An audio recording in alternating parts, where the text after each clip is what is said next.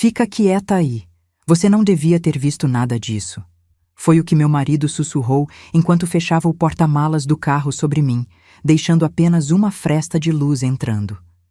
Meu corpo estava dobrado, os joelhos pressionados contra o peito, o cheiro de borracha e gasolina velha invadindo minhas narinas. Eu não gritei, não chorei, apenas sorri no escuro e pensei: Rodrigo, você acabou de cometer o maior erro da sua vida. Ouvi a porta do motorista bater, o motor ligar e então a voz dele, aquela voz que eu conhecia há 15 anos, começou a falar ao telefone. E foi aí que tudo começou a desmoronar para ele. Porque naquele momento, trancada naquele espaço apertado e escuro, eu finalmente entendi que tinha chegado a minha hora. Não a hora de sofrer. A hora de agir. O tecido do meu vestido azul marinho estava úmido de suor. Eram 8:30 da manhã de uma terça-feira de março, o sol já escaldante de Vitória da Conquista queimando o metal do carro. Eu conseguia sentir cada irregularidade do asfalto através do tapete fino do porta-malas. Meu coração batia tão forte que eu tinha certeza de que ele conseguiria ouvir. As mãos tremiam, não de medo, mas de uma estranha combinação de adrenalina e clareza absoluta. Pela fresta que ele deixou, um descuido, talvez pressa, talvez arrogância, eu via pedaços do mundo exterior, o céu azul sem nuvens, a copa de uma mangueira na calçada, o telhado vermelho da casa da vizinha. O silêncio dentro daquele espaço apertado era denso, pesado, interrompido apenas pela minha respiração controlada e pelo zumbido distante do ar-condicionado do carro que ele havia ligado para si mesmo. Eu estava com 42 anos, mas naquele momento me senti como se tivesse renascido. Como se os últimos 15 anos tivessem sido apenas um prólogo para o que estava prestes a acontecer. Cada segundo naquele porta-malas era uma eternidade. O suor escorria pela minha testa. Meu pescoço estava começando a doer pela posição forçada, mas minha mente estava cristalina, mais clara do que esteve em anos. Rodrigo tinha 45 anos, 1,83 m de altura, cabelos grisalhos nas têmporas que ele achava charmosos e uma barriga que começava a se pronunciar apesar das idas esporádicas à academia. Naquela manhã, ele vestia a camisa social azul claro que eu tinha passado na noite anterior. A ironia não me escapou, e a calça jeans escura que ele usava aos sábados. Mas o que me jogou naquele porta-malas não foi a roupa. Foi o que eu tinha visto 5 minutos antes, quando acordei mais cedo e desci para preparar o café. Ele estava na varanda dos fundos, falando baixo ao telefone, e quando me viu, entrou em pânico. Tentou me empurrar de volta para dentro de casa, mas eu já tinha ouvido o suficiente. Sim, ela não sabe de nada. 48 mil reais já estão na conta. Quando ela assinar a procuração da casa, a gente divide o resto. O comprador tá ansioso, ofereceu até mais 5 mil para agilizar. E então me viu, e entrou em pânico, e me arrastou até o carro. Suas mãos eram fortes, mais fortes do que eu lembrava, e por um segundo eu realmente senti medo. Mas só por um segundo. O que Rodrigo não sabia, e essa foi sua sentença de morte, é que eu já sabia de tudo há 3 meses. Eu sabia da amante. Sabia dos 48 mil reais que ele tinha desviado da conta conjunta. Sabia da procuração falsa que ele estava preparando para vender nossa casa sem meu consentimento. Sabia que a pessoa do outro lado daquela ligação era Marcelo, o melhor amigo dele, o contador em quem ele confiava cegamente. E sabia, principalmente, que meu nome estava em todos os documentos da casa que meu pai me deixou de herança. A casa avaliada em 520 mil reais que Rodrigo achava que era nossa, mas que legalmente era só minha. Eu tinha cópias de tudo. Gravações, prints, testemunhas e um advogado esperando meu sinal há 2 meses. Mas naquela manhã, trancada no porta-malas, respirando o ar quente e rarefeito, eu ganhei algo muito mais valioso. Eu ganhei a confissão completa. E confissões, eu aprendi, são mais valiosas que ouro. Se você quer descobrir como uma mulher trancada no porta-malas do próprio carro conseguiu destruir um plano de 500 mil reais e virar o jogo contra o marido traidor, se inscreve agora no canal e ativa o sininho, porque o que aconteceu a seguir ninguém poderia imaginar. Deixa seu like se você já passou ou conhece alguém que passou por algo parecido. E comenta aqui embaixo de onde você está assistindo, porque essa história está só começando e a vingança. A vingança foi servida gelada e com juros. Conheci Rodrigo em 2008 numa festa de formatura de direito em Salvador. Eu tinha 27 anos, acabava de me formar em pedagogia e trabalhava como coordenadora em uma escola particular no bairro da Pituba. Ele tinha 30. Era representante comercial de uma empresa de equipamentos médicos e usava um terno cinza que o fazia parecer mais velho e mais sério do que realmente era. Me abordou perto da mesa de doces com uma taça de espumante na mão e um sorriso que eu achei na época encantador. "Você parece perdida", ele disse. "Não conheço ninguém aqui", respondi, segurando um pedaço de bolo que eu nem tinha fome para comer. "Agora conhece", ele sorriu. Conversamos por 3 horas seguidas. Ele me contou sobre os sonhos dele de abrir o próprio negócio, sobre como queria construir uma família sólida, sobre os valores que o pai dele, um comerciante português falecido, tinha ensinado sobre trabalho e lealdade. Eu contei sobre meus planos de abrir uma escola de reforço escolar, sobre minha mãe viúva que morava em Vitória da Conquista, sobre o apartamento pequeno que eu dividia com 2 amigas. Ele me levou para casa naquela noite, beijou minha mão antes de eu descer do carro e disse: "Vou te ligar amanhã." E ligou, às 9 da manhã, com uma proposta de café da manhã. Os primeiros 6 meses foram intensos. Rodrigo era atencioso, sempre chegava com flores, me levava para jantares em restaurantes que eu nunca tinha frequentado. Apresentou-me aos amigos dele, entre eles Marcelo, o tal contador, que já naquela época me pareceu falso, mas eu ignorei porque estava apaixonada. Marcelo era um homem magro, de óculos, sempre com piadas prontas que nunca eram realmente engraçadas. Mas Rodrigo ria. E eu ria porque Rodrigo ria. Apresentei-o à minha mãe, Dona Célia, que morava sozinha desde que meu pai tinha falecido de câncer 3 anos antes. Lembro da expressão dela quando viu Rodrigo pela primeira vez, um misto de aprovação e cautela. "Ele é educado", ela disse depois, enquanto lavávamos a louça do almoço. "Mas presta atenção nos olhos dele. Olhos não mentem." Seu pai sempre dizia isso. Eu não prestei atenção. Eu estava cega pelo que eu achava que era amor, mas que era, na verdade, carência disfarçada de romance. Casamos em janeiro de 2009, numa cerimônia simples na igreja do bairro, com 50 convidados. Lua de mel em Porto Seguro, 5 dias num resort all-inclusive que ele pagou parcelado no cartão em 12 vezes. E então começou a vida real. A vida onde os disfarces caem e as verdadeiras cores aparecem. Os primeiros 3 anos foram de construção. Eu continuei trabalhando na escola, ganhando R$ 2.400 por mês. Rodrigo batia metas na empresa e trazia para casa entre R$ 3.500 e R$ 4.000 mensais. Morávamos num apartamento alugado de 2 quartos no bairro Canela. Eu acordava às 5h30 da manhã, preparava café, almoço, deixava tudo organizado antes de sair para o trabalho às 7. Ele acordava às 8, tomava o café que eu deixava pronto e saía para as visitas comerciais. À noite, eu chegava às 7 da noite, cansada de lidar com pais e alunos, e ainda tinha que preparar o jantar, lavar louça, organizar a casa. Rodrigo chegava às 9, às vezes 10 da noite, jogava a pasta no sofá, sentava na frente da TV e esperava o jantar ser servido. "Amor, já tá pronto?" ele perguntava sem tirar os olhos do futebol. Eu servia, ele comia, eu lavava a louça novamente. Fim de semana, ele ia jogar futebol com os amigos ou dormir até meio-dia. Eu limpava, passava, cozinhava, visitava minha mãe. Quando eu reclamava, ele dizia: "Amor, eu trabalho a semana toda, preciso descansar."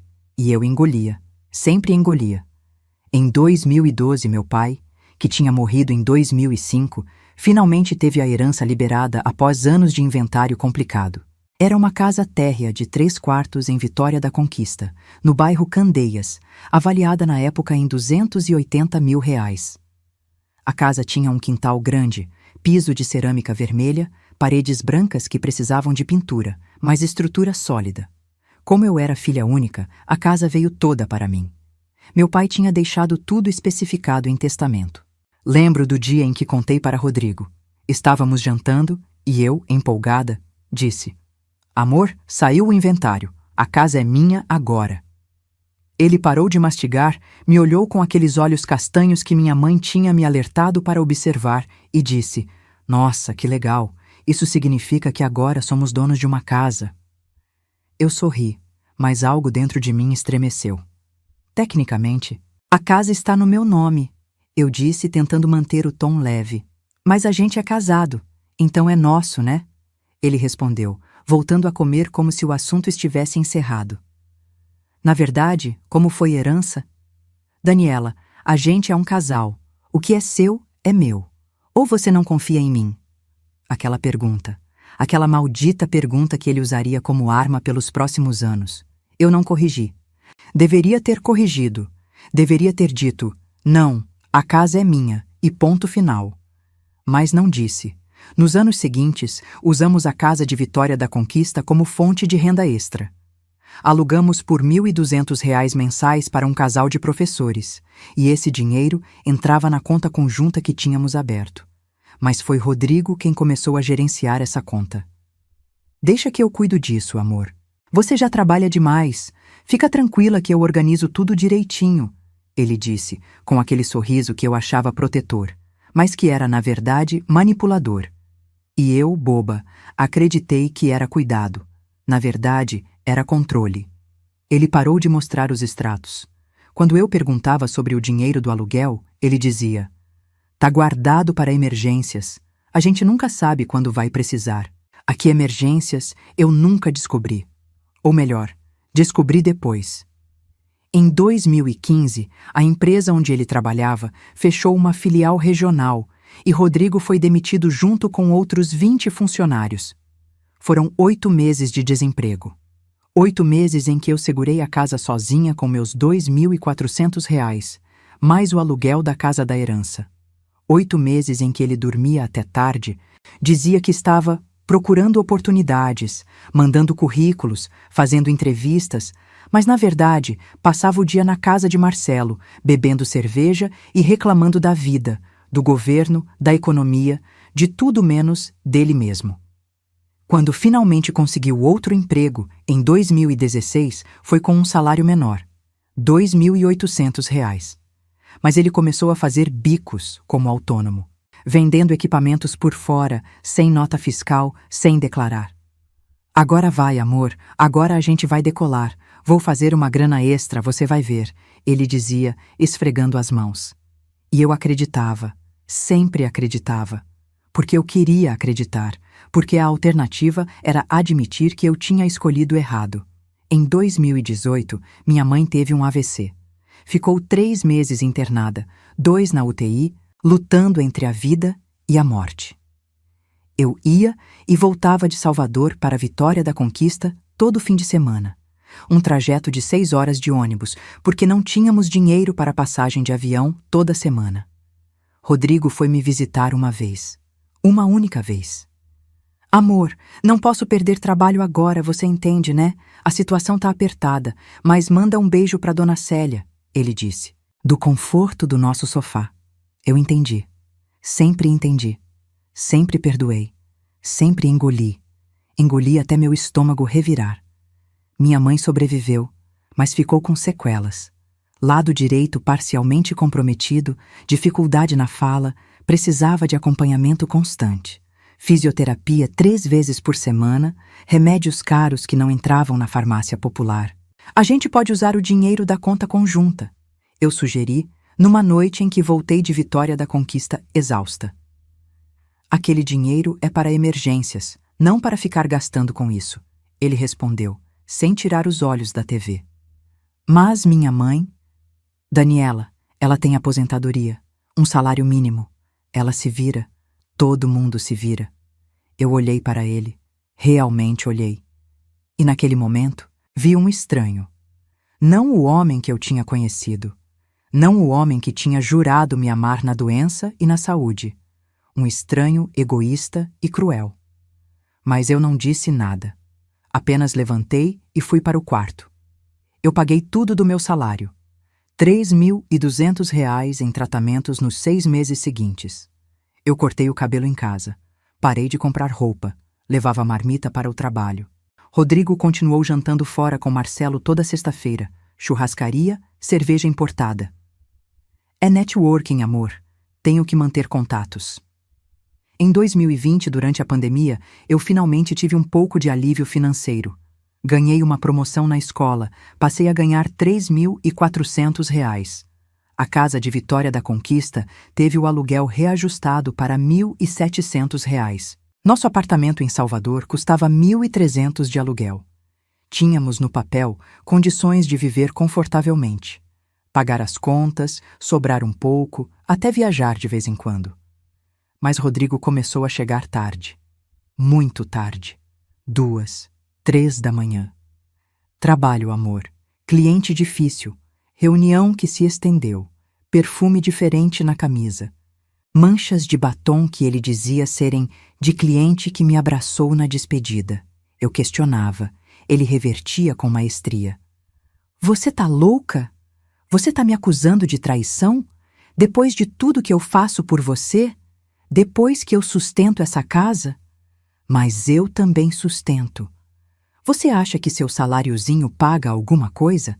Eu é que seguro as pontas aqui. E eu pedia desculpas. Sempre pedia desculpas. Mesmo quando não tinha culpa de nada. A amante apareceu em 2022. Ou melhor, eu descobri em 2022. O nome dela era Jéssica. 28 anos. Cabelo loiro oxigenado, unha postiça, vendedora de loja de roupas femininas no Shopping Barra. Bonita, devo admitir. Aquele tipo de beleza artificial, mas eficaz. Rodrigo a conheceu durante uma visita comercial. A loja precisava de um sistema de som e ele ofereceu. Começaram a se falar pelo Instagram. Depois, WhatsApp. Depois, encontros em motéis baratos na Avenida Paralela. Eu descobri porque o celular dele tocou de madrugada. Ele estava no banho e eu atendi sem pensar. Amor, você vem hoje? Tô com saudade. A voz dela sussurrou. Meu mundo parou. O chão se abriu embaixo dos meus pés. Quem é? Eu perguntei, a voz tremendo. Silêncio do outro lado. Respiração presa. Depois, desculpa, liguei no número errado. E desligou. Quando Rodrigo saiu do banho, toalha na cintura, cantarolando uma música, eu estava segurando o celular. Quem é Jéssica? Ele ficou pálido. A cor literalmente saiu do rosto dele. Depois vermelho. As veias do pescoço saltaram. Depois furioso. Você mexeu no meu celular? Você não confia em mim? Isso é invasão de privacidade. Ela te ligou de amor. É uma cliente muito educada. Que liga às 2 da manhã dizendo que tá com saudade. Eu não vou ficar ouvindo essas acusações ridículas. Você tá parecendo louca. Ele pegou o celular, colocou senha. Pela primeira vez em 10 anos de casamento. E dormiu de costas para mim. Eu não dormi. Fiquei olhando para o teto do quarto que eu mesma tinha pintado, sentindo meu casamento de 13 anos desmoronar em câmera lenta. Nos meses seguintes, as evidências se acumularam como lixo em lixeira cheia. Cobranças de motel no cartão de crédito que ele achava que eu não via porque chegavam no e-mail dele. Fotos no Facebook dela em restaurantes, praias, lugares que ele tinha dito que era reunião de trabalho ou visita a cliente. Posts com legendas sugestivas, feliz ao lado de quem me faz sorrir. Comentários dele, linda, corações, emojis de fogo. E então, a gota d'água que transforma indignação em ação. Em outubro de 2023, fui ao banco resolver um problema com meu cartão. E já que estava lá, pedi para ver o extrato da conta conjunta, aquela que recebia o aluguel da minha casa. Tinha R$ 230. Deve estar errado, eu disse para a gerente, uma moça jovem de óculos. Não está, senhora. Houve uma transferência de R$ 48 mil no mês passado. Dia 15. Meu sangue congelou. Minhas mãos começaram a tremer. Para onde? Ela clicou algumas vezes, virou a tela para mim. Conta em nome de Rodrigo Santos Ferreira, meu marido. Ele tinha transferido todo o dinheiro que tínhamos guardado. Dinheiro do aluguel de 4 anos, economias. O dinheiro que eu tinha guardado centavo por centavo para uma conta pessoal dele. E eu não sabia de nada. Eu poderia ter explodido naquele momento. Poderia ter saído do banco gritando, ter ido para casa e quebrado tudo. Mas algo em mim, talvez cansaço, talvez clareza, talvez finalmente a percepção de que violência emocional não se combate com mais violência, me fez parar e pensar. Sentei no carro, respirei fundo e pensei. Ele roubou, meu marido me roubou, e eu tenho 2 opções, chorar ou agir. Escolhi agir, e foi aí que nasceu o que eu chamaria depois de Operação Dignidade. Fui até um advogado, Dr. Henrique Moura, um senhor de 60 anos, cabelos brancos, óculos de leitura pendurados no pescoço, que minha mãe conhecia de Vitória da Conquista. Ele tinha escritório no centro, sala simples, mas organizada. Contei tudo, cada detalhe, cada humilhação, cada traição. Ele me ouviu por 2 horas, anotando tudo num caderno amarelo. Quando terminei, ele tirou os óculos, limpou as lentes e disse: Daniela, a casa está no seu nome, herança. Ele não tem direito nenhum sobre ela. O dinheiro da conta conjunta, mesmo sendo dos 2, você tem direito à metade, no mínimo. Mas precisamos de provas de tudo que ele fez. Você tem? Tenho algumas coisas. Não é suficiente. Precisamos de mais. Muito mais. Começamos a construir o dossiê. Prints de conversas que consegui recuperar de um backup antigo do celular dele. Ele não sabia, mas eu tinha acesso à nuvem dele porque usei o e-mail dele anos atrás para cadastrar um aplicativo. Gravações de discussões onde ele admitia ter amizades, mas negava a traição. Extratos bancários que eu pedi no banco. Testemunhas. A cabeleireira que me contou que tinha visto ele e Jéssica juntos no cinema do shopping, aos beijos. A vizinha do andar de baixo que ouviu brigas e tinha pena de mim. E, principalmente, o laudo de um detetive particular que eu contratei com parte do dinheiro da minha promoção. Custou R$ 3.500, mas valeu cada centavo. Fotos dele entrando e saindo do apartamento da amante na boca do rio. 3 vezes por semana, às vezes pernoitando. Fotos dele comprando lingerie em sex shop, fotos dele em motel, tudo datado, tudo com hora, tudo irrefutável. Mas eu precisava de mais. Eu precisava da confissão completa. Precisava entender o plano todo. O que ele ia fazer com o dinheiro? Onde ele queria chegar? E foi por isso que, naquela manhã de março de 2024, quando ele me pegou ouvindo a ligação na varanda, quando ele entrou em pânico e me jogou no porta-malas, eu não resisti. Eu deixei. Porque eu sabia. Homens desesperados falam. E ele ia falar tudo. Eu só precisava ouvir. E ele falou. Meu Deus, como ele falou. O carro andou por cerca de 15 minutos. Eu sabia, pela rota e pelas curvas, que estávamos indo para a casa de Marcelo, no bairro de Brotas. Ouvi quando Rodrigo estacionou, desligou o motor, mas não saiu imediatamente. Ele ficou ali, respirando fundo, tentando se acalmar. E então fez outra ligação. Dessa vez, a voz do outro lado era claramente a de Marcelo. Aquela voz fina e irritante. Eu coloquei meu ouvido o mais perto possível da fresta, prendendo a respiração. Cara, deu merda. Rodrigo começou, a voz trêmula. Ela ouviu. Ouviu o quê? Marcelo perguntou já irritado. A ligação. Sobre os 48 mil. Sobre a procuração. Sobre o comprador. Silêncio pesado do outro lado. Depois, um palavrão. E agora? Ela tá no porta-malas. Você fez o quê? Entrei em pânico. Não sabia o que fazer. Ela apareceu do nada. Rodrigo, seu imbecil completo, você sequestrou sua própria esposa? Eu não sequestrei. Eu só precisava de tempo para pensar. Ouvi Marcelo suspirar alto, daquele jeito exasperado. Tá, escuta. Escuta bem. Você precisa fazer ela assinar aquela procuração hoje. Hoje mesmo. Não amanhã. Hoje. O comprador já transferiu o sinal de R$ 50 mil na minha conta ontem. Se a gente não fechar a venda da casa até sexta-feira, ele desiste do negócio e eu tenho que devolver tudo. Meu coração quase parou, quase saiu pela boca. Comprador? Sinal de 50 mil? Eles já tinham vendido minha casa. A casa do meu pai? A casa que era minha por direito? E se ela não assinar? Rodrigo perguntou, a voz pequena. Então a gente perde 50 mil reais e você vai ter que devolver os 48 que já gastou com a Jéssica. Ah, e vai preso por apropriação indébita. Escolhe. Rodrigo gemeu como criança. Ela vai assinar. Eu dou um jeito. Como? Ela não é idiota, Rodrigo. Não, mas ela é. Influenciável. Eu conheço ela.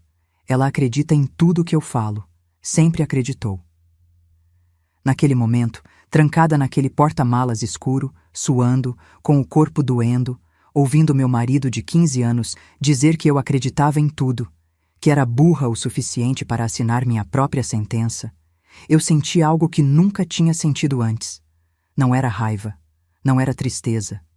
Era frieza, uma frieza cristalina, cortante como vidro.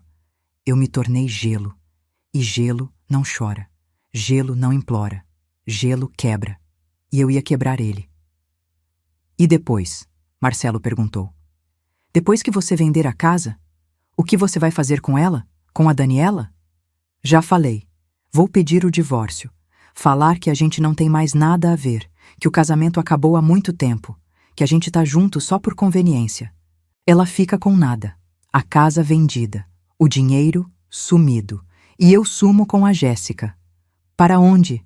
A gente estava pensando em Aracaju, recomeçar lá.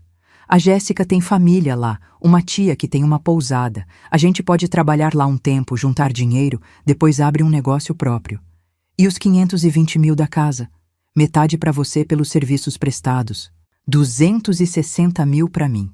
Tiro 50 mil para pagar o que devo do cartão e os presentes que dei para Jéssica. Aquela mulher é cara, cara. Sobram 210 para começar a vida nova. Talvez compre um carro, um apartamento pequeno, sei lá. Ela não vai te processar? A Daniela? Rodrigo riu. Riu, uma risada curta, cínica, cruel. Processar com que dinheiro? Ela ganha 3.400 reais, cara. Mal paga aluguel. E além disso, ela é fraca. Sempre foi. Vai chorar um pouco, vai reclamar com a mãe velha dela, mas não vai fazer nada. Eu conheço ela. 15 anos de casamento. Eu sei exatamente quem ela é. Eu mordi o lábio até sentir gosto de sangue na boca. Sangue quente, metálico. Você não me conhece. Eu pensei, olhos fechados no escuro. Você nunca me conheceu. Você conheceu a máscara que eu usei para sobreviver a você. Mas a mulher verdadeira, essa você vai conhecer agora. A conversa continuou por mais alguns minutos, detalhando onde eu deveria assinar, qual tabelionato usar. Um em Vitória da Conquista, onde Marcelo conhecia a tabeliã. Como Marcelo falsificaria minha assinatura em documentos secundários se necessário. Como dividiriam o dinheiro. Então Rodrigo desligou. Eu ouvi a porta do carro abrir e fechar. Passos se afastando no asfalto. A porta da casa de Marcelo abrindo. Vozes distantes. E então, silêncio absoluto. Eu fiquei ali, no escuro, por mais meia hora. Não tentei sair, não gritei, não bati no porta-malas. Apenas respirei e planejei, porque agora eu tinha tudo. A confissão completa, o plano inteiro, as quantias exatas, o nome do tabelionato, a participação de Marcelo, a amante, o destino final, tudo, e tudo estava gravado no meu celular que eu tinha escondido no sutiã. Aquele porta-malas estava perto o suficiente do banco dianteiro para captar cada palavra. Tecnologia é uma maravilha. Quando Rodrigo finalmente voltou ao carro e abriu o porta-malas, eu estava calma, assustadoramente calma. Ele me olhou com uma mistura de medo e falsa preocupação. Até tentou segurar minha mão para me ajudar a sair. Amor, desculpa. Eu entrei em pânico. Eu não queria te assustar. Você sabe que eu te amo, né? Eu saí do porta-malas lentamente, arrumei meu vestido amarrotado, passei a mão no cabelo, olhei nos olhos dele e disse com a voz mais doce que consegui produzir. Eu sei. Ele pareceu genuinamente aliviado. Os ombros relaxaram. A gente vai em casa, Você toma um banho, a gente conversa com calma, resolve tudo direitinho, tá bom? Sem briga. A gente sempre resolve tudo conversando. Tá bom, eu disse. Mas antes, preciso ir no banheiro. Tô passando muito mal. Acho que é o estresse. Ah, claro, claro. Vem, entra aqui na casa do Marcelo. Ele não se importa. Entramos na casa. Marcelo estava na sala, sentado no sofá de couro marrom. Me olhou com aquele desprezo mal disfarçado que ele sempre teve. Como se eu fosse menos. Como se eu fosse um obstáculo nos planos geniais deles. Eu ignorei. Passei direto. Fui ao banheiro, tranquei a porta com cuidado e liguei para Dr. Henrique. Mãos tremendo, mas voz firme. Doutor, eu tenho tudo. Gravei tudo. Eles planejaram vender minha casa, falsificar documentos, me deixar sem nada e fugir para Aracaju. Preciso que o senhor prepare tudo. Tudo mesmo. Agora. Ele me ouviu por 5 minutos enquanto eu relatava. Depois pediu. Manda a gravação. Mandei. Ele ouviu e ouvi a respiração dele mudar. Daniela, ele disse, a voz séria e firme. Isso é ouro, ouro puro. Isso é mais do que suficiente. Amanhã cedo, 7 horas, você vem ao escritório. A gente vai direto na Polícia Civil registrar boletim de apropriação indébita, estelionato e tentativa de fraude. E vamos pedir medida protetiva de urgência. Você não pode ficar perto dele, ele é perigoso. Eu sei, eu disse. Mas hoje eu ainda preciso fingir. Mais um dia. Você tem coragem para isso? Doutor, eu respondi, limpando uma lágrima que tinha escapado. Eu tenho 15 anos de coragem acumulada. Eu consigo mais um dia. Saí do banheiro. Rodrigo estava me esperando na sala, sorriso falso colado no rosto. Marcelo tinha desaparecido para o quarto. Tudo bem, amor? Tudo, eu disse. Vamos para casa? Vamos. No caminho de volta, ele começou a preparar o terreno. A manipulação clássica. Amor, eu preciso falar uma coisa muito séria com você. Muito séria mesmo. O que é? Fingi preocupação. A gente está com dívidas. Muitas dívidas. Eu não quis te preocupar antes porque sei que você já tem muito com que se preocupar. Com seu trabalho, com sua mãe. Mas agora ficou insustentável. Dívidas? De quanto? Fingi surpresa perfeita. 58 mil reais no total. Os números sempre mudavam com ele. 58 mil? Mas como, Rodrigo? Foram se acumulando. Cartão de crédito, juros, empréstimos que tive que fazer quando fiquei desempregado. A situação tá crítica. Os juros estão comendo a gente vivo. E o que a gente faz? Voz pequena, assustada. Eu deveria ganhar um Oscar. A gente precisa vender a casa da sua herança, a de Vitória da Conquista. Pausa dramática dele. Eu deixei o silêncio pesar, olhando pela janela. A casa do meu pai? É a única saída, amor. A casa vale 520 mil. A gente vende, paga todas as dívidas e ainda sobra dinheiro para comprar um apartamento melhor aqui em Salvador. Mais novo, melhor localizado. Um recomeço pra gente. Pro nosso casamento. E se a gente não vender? Voz trêmula. Daniela, eles vão tomar tudo da gente. Vão bloquear nossas contas. Vão sujar nosso nome na praça. A gente não vai conseguir nem alugar um apartamento. Você quer isso? Quer a gente na rua? Não, eu disse, baixinho, quase chorando, quase. Então você assina a procuração comigo amanhã de manhã e a gente resolve isso de uma vez, sem dor de cabeça, rápido. Tá bom, eu disse, depois de uma pausa longa. Eu assino. Ele sorriu. Aquele sorriso largo de vitória. Aquele sorriso de quem acabou de enganar a esposa idiota mais uma vez. Aquele sorriso que eu queria arrancar do rosto dele. E eu sorri de volta. Porque ele não sabia que enquanto ele dormisse naquela noite, drogado, dopado, inconsciente, eu sairia de casa com 2 malas, iria para a casa da minha mãe em Vitória da Conquista. E na manhã seguinte, quando ele acordasse com a boca seca e a cabeça pesada, encontraria guardas municipais na porta, uma medida protetiva em seu nome e 3 processos em andamento. Mas isso seria amanhã. Hoje, eu ainda era a esposa submissa. A mulher que acreditava em tudo. A idiota que ele achava que eu era. Hoje eu ainda era a atriz principal do meu próprio filme, e a atuação estava impecável. Chegamos em casa às 11 da manhã. Rodrigo foi direto tomar banho. Eu esperei ele fechar a porta do banheiro, peguei meu celular com mãos trêmulas e liguei para minha melhor amiga, Patrícia. Patrícia Santos, minha amiga desde a faculdade, cabelo cacheado, riso alto, coração gigante. Pat, eu preciso da sua ajuda. Hoje, agora. É urgente.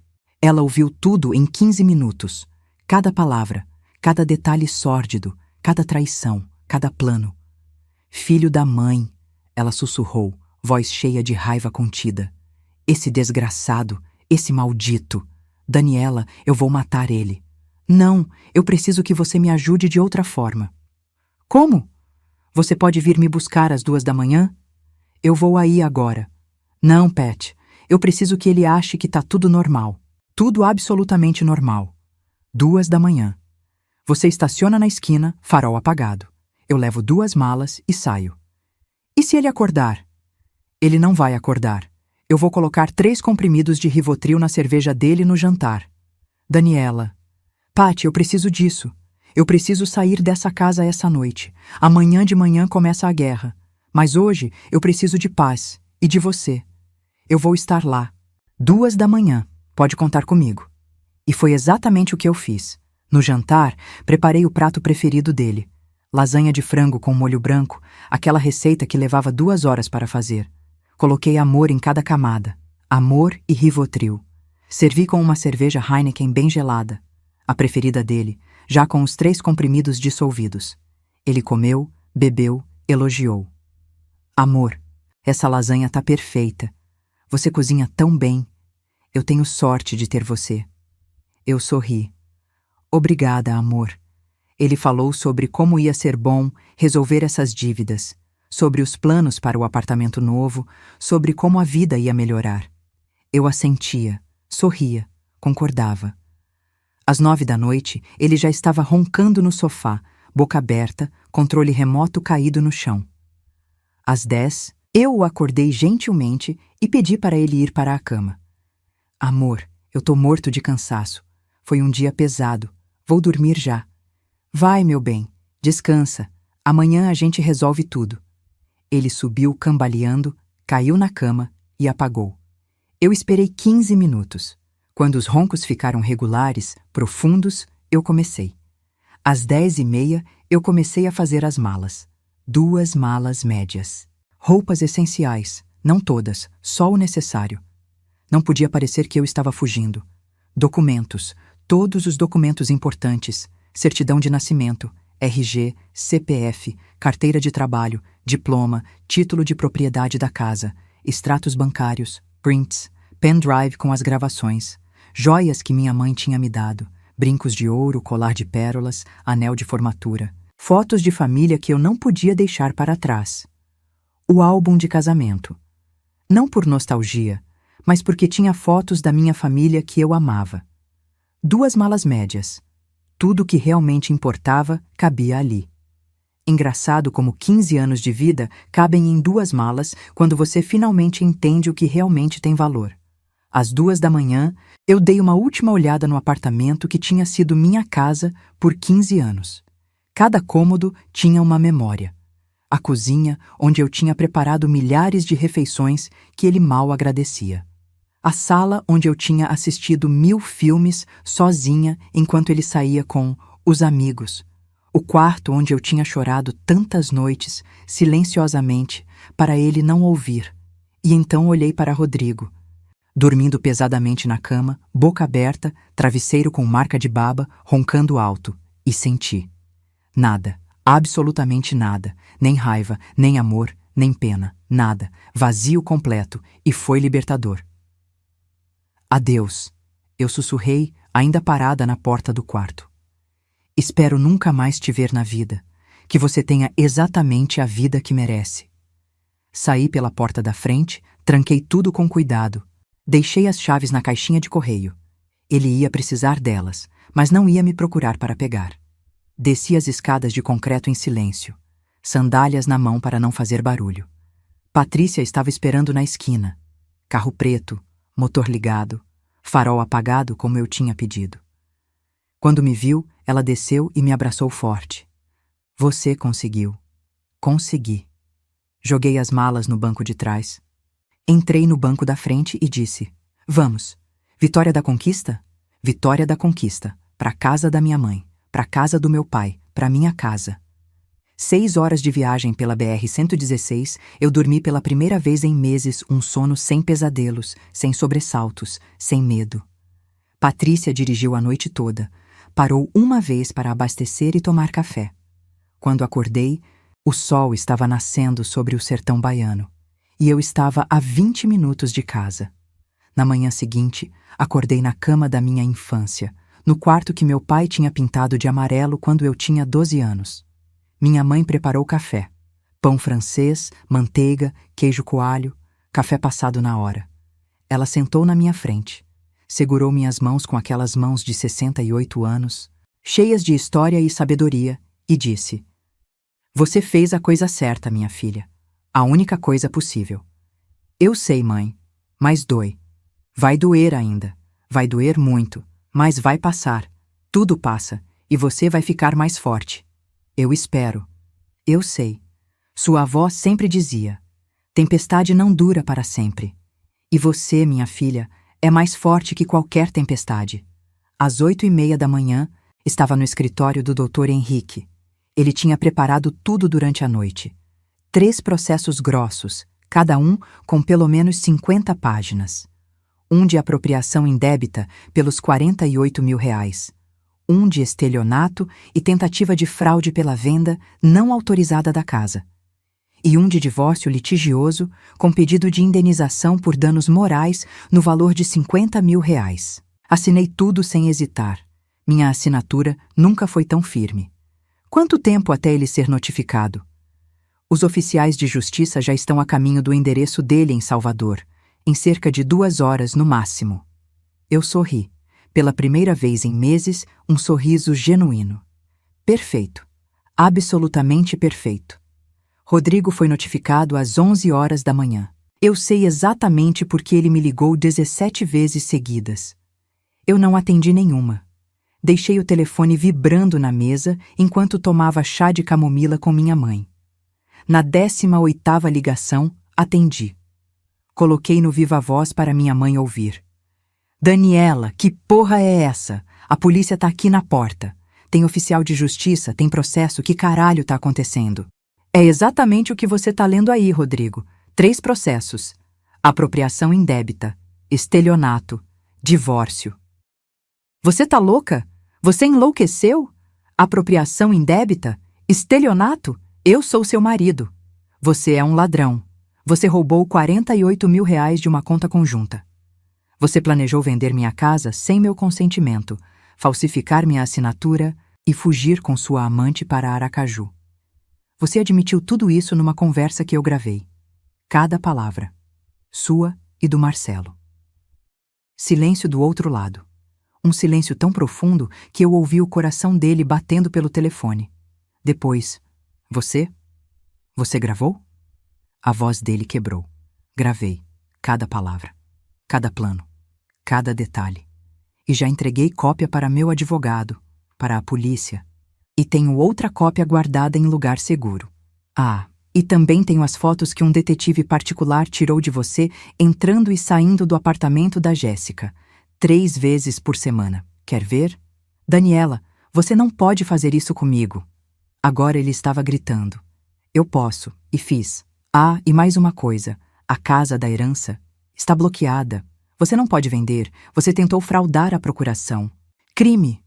O comprador que transferiu R$ 50 mil para o Marcelo já foi notificado do golpe. Ele vai processar vocês dois. Você e seu amigo contador vão responder por estelionato.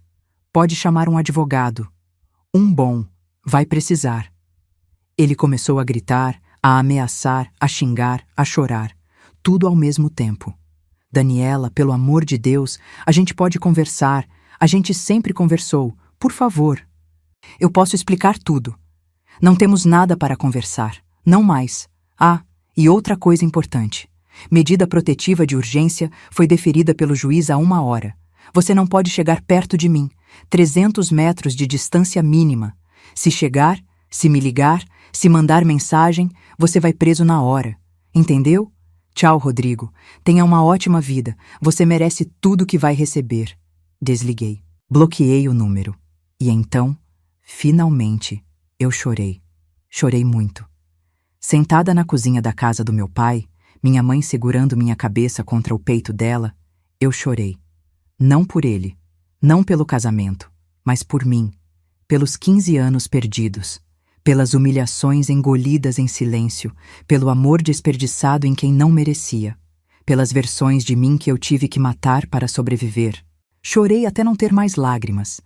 E então, lavei o rosto com água fria, olhei no espelho e vi uma mulher diferente, mais velha, mais cansada, mas mais forte, infinitamente mais forte. E disse para meu reflexo: agora começa a reconstrução.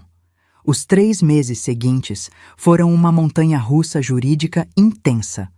Rodrigo tentou de tudo. Contratou um advogado barato, mas advogado, pago com dinheiro que ele pegou emprestado da mãe dele, Dona Marlene, uma senhora de 70 anos que, coitada, vendeu as joias que o marido tinha dado para ela para pagar a defesa do filho.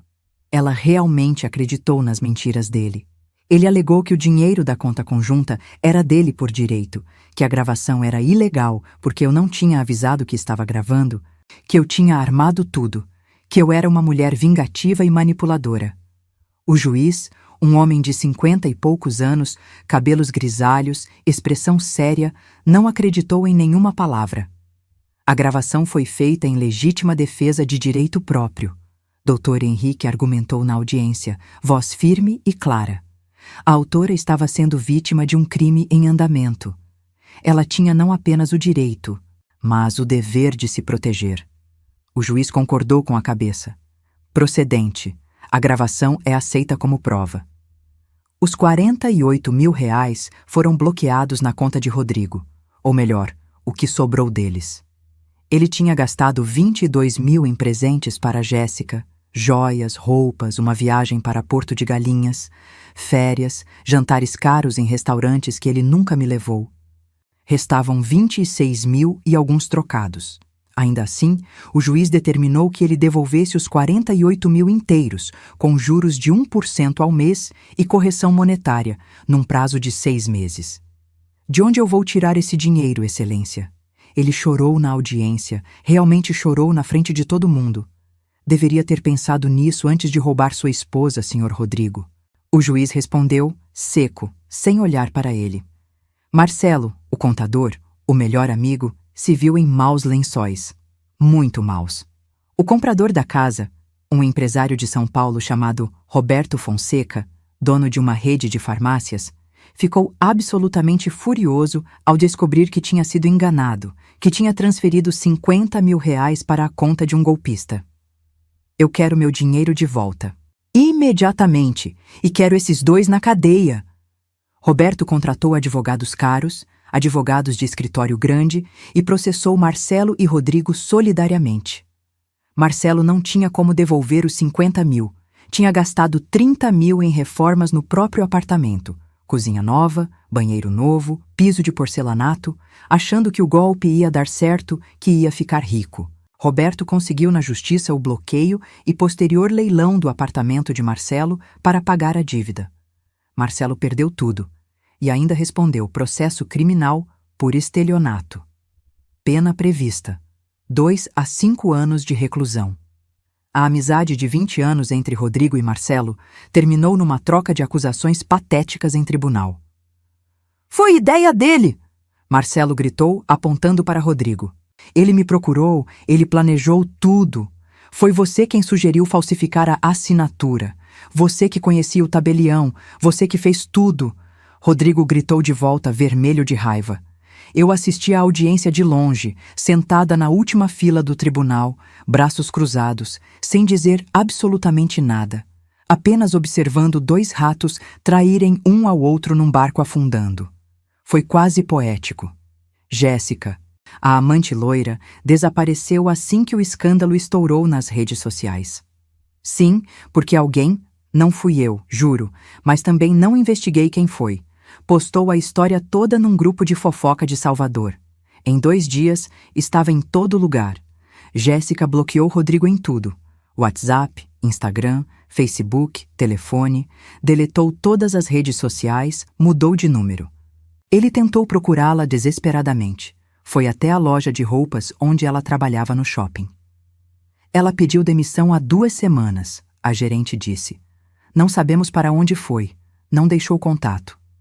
Rodrigo ficou completamente sozinho, sem a amante que ele achava que amava, sem o melhor amigo de 20 anos, sem o dinheiro que tinha roubado, sem a casa que planejou vender, sem mim, completamente, absolutamente sozinho. E foi lindo de ver. E então veio o golpe final, a cereja do bolo, o grande finale. Em junho de 2024, exatamente 3 meses após o início dos processos, o divórcio foi decretado. Litigioso. Sem divisão de bens, porque ele não tinha absolutamente nada para dividir. E a casa era legalmente, indiscutivelmente, só minha. O juiz ainda determinou que Rodrigo me pagasse indenização por danos morais, no valor de R$30 mil, parcelados em 60 vezes de R$500. Esse valor é baseado na humilhação sofrida, na traição comprovada por provas irrefutáveis e no sofrimento psicológico profundo documentado detalhadamente pela psicóloga da autora. O juiz leu a sentença com voz grave. Rodrigo estava sentado do outro lado do tribunal, cabeça baixa, mãos tremendo visivelmente sobre a mesa. Advogado ao lado, parecendo querer estar em qualquer outro lugar. Quando o juiz bateu o martelo, aquele som seco, definitivo, final, ele olhou para mim. Pela primeira vez em 15 anos, vi medo real nos olhos dele.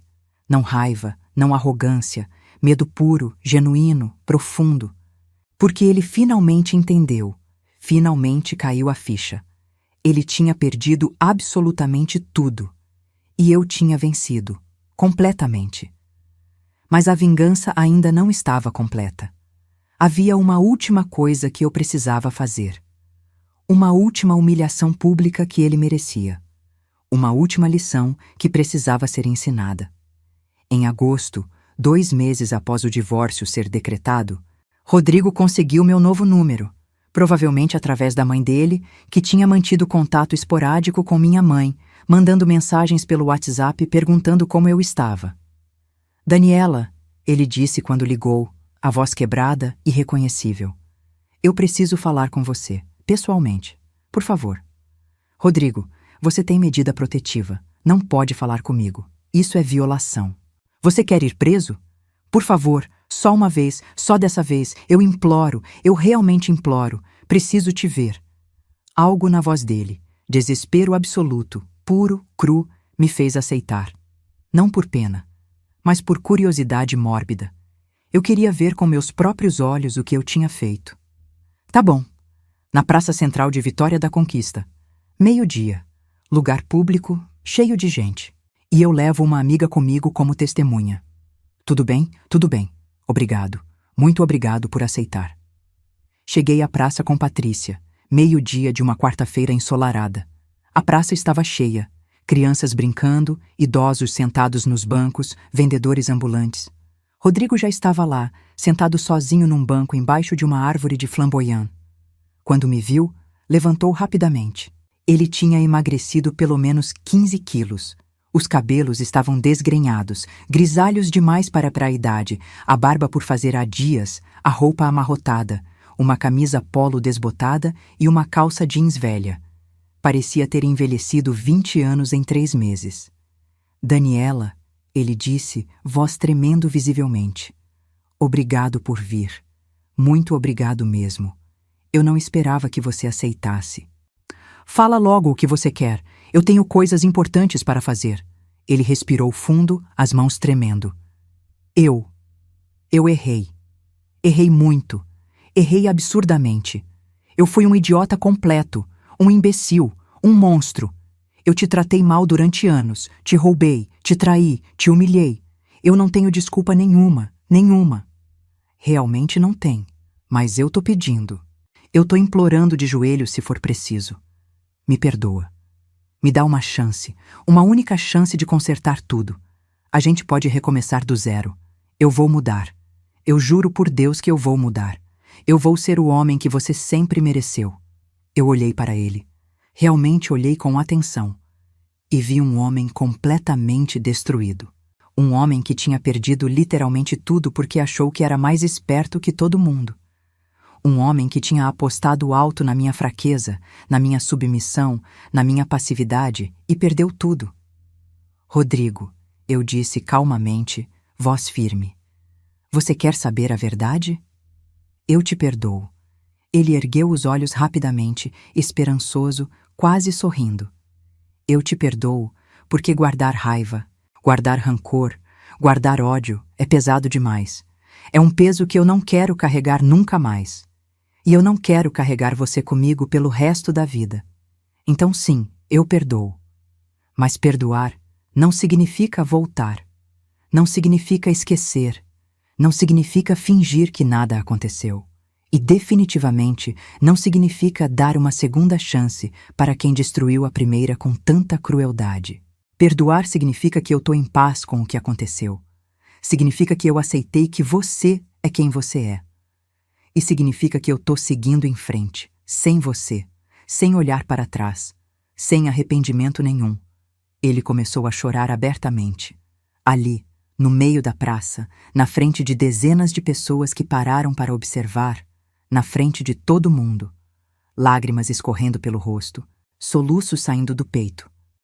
Por favor, Daniela, eu não tenho mais ninguém. Ninguém mesmo. Eu perdi absolutamente tudo. A Jéssica me abandonou, me bloqueou em tudo, desapareceu. O Marcelo me odeia, me culpa por tudo, ameaçou me matar. Minha mãe tá doente, com depressão profunda por causa do estresse que eu causei, vendeu as joias dela para me ajudar. Eu tô morando num quarto alugado minúsculo, dividindo banheiro com outras 5 pessoas, ganhando salário mínimo. Eu não tenho mais nada. Nada. E eu tive 15 anos com você, Rodrigo. 15 longos anos sem ter nada também. Sem respeito, sem amor verdadeiro, sem dignidade, sem valor. A diferença é que agora você finalmente sente na própria pele exatamente o que eu senti durante todo esse tempo. E sabe o que é mais engraçado? O que é verdadeiramente irônico? Eu me inclinei um pouco, bem perto do rosto dele, olhando fundo nos olhos vermelhos dele. Você merece cada segundo disso, cada lágrima, cada noite sem dormir, cada humilhação. Você plantou isso tudo. Agora colhe. Levantei, ajeitei minha bolsa no ombro e comecei a caminhar. Patrícia ao meu lado, segurando meu braço com força, orgulhosa. Daniela. Ele gritou atrás de mim, voz desesperada. Eu não me virei, não diminui o passo. Daniela, por favor, eu te amo, eu sempre te amei. Mentira. Eu continuei andando, cabeça erguida, costas retas. E dessa vez, quando as lágrimas vieram, e elas vieram, escorrendo silenciosamente. Não foram de tristeza. Não foram de dor. Foram de liberdade absoluta. Liberdade real. Conquistada. Merecida. 1 ano se passou desde aquele dia inesquecível na praça. Hoje é outubro de 2025. Eu tenho 43 anos. Moro em Vitória da Conquista, na casa que meu pai me deixou de herança. A casa que quase me roubaram, mas que permanece minha, completamente minha. Reformei tudo nos últimos meses. Pintei as paredes de branco e bege claro. Troquei todos os móveis velhos. Comprei uma mesa de jantar nova de madeira de demolição. Plantei um jardim no quintal com rosas, jasmim e hortelã. Coloquei uma rede na varanda. Todas as manhãs, sem exceção, acordo às 6 horas. Faço meu café passado na hora, coloco numa caneca de cerâmica azul, sento na varanda e assisto o sol nascer sobre as montanhas do sertão baiano. E agradeço por estar viva, por estar livre, por estar inteira novamente. Trabalho como pedagoga numa escola particular da cidade. Ganho agora R$ 4.200.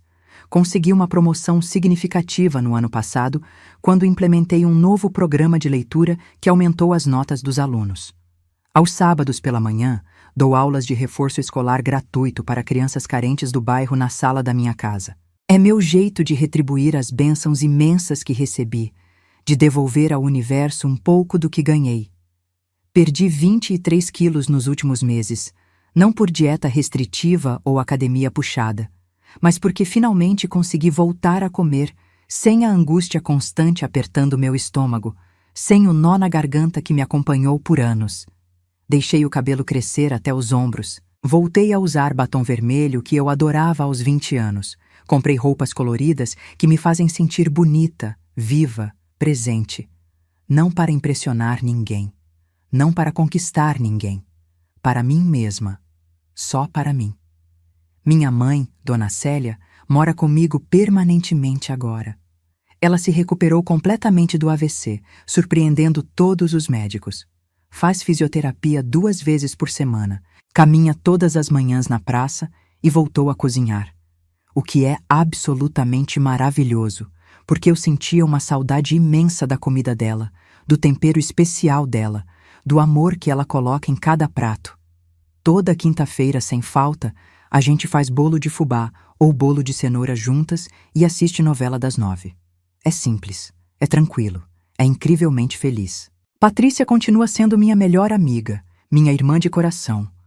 Ela vem me visitar pelo menos uma vez por mês, sempre trazendo fofocas engraçadas de Salvador, vinho, chocolate e lembrando com carinho daquele dia em que me buscou às 2 da manhã.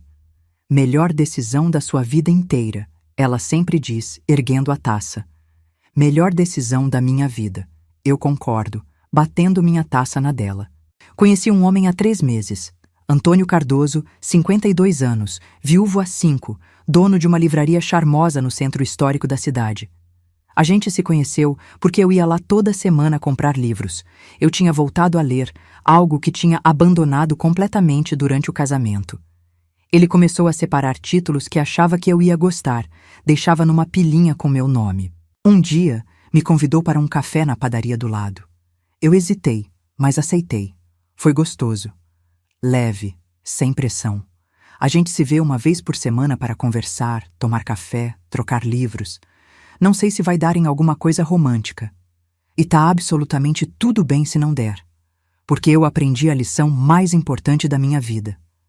Eu não preciso de um homem para ser completa, para ser feliz, para ser inteira. Eu sou completa sozinha. Eu sou suficiente sozinha.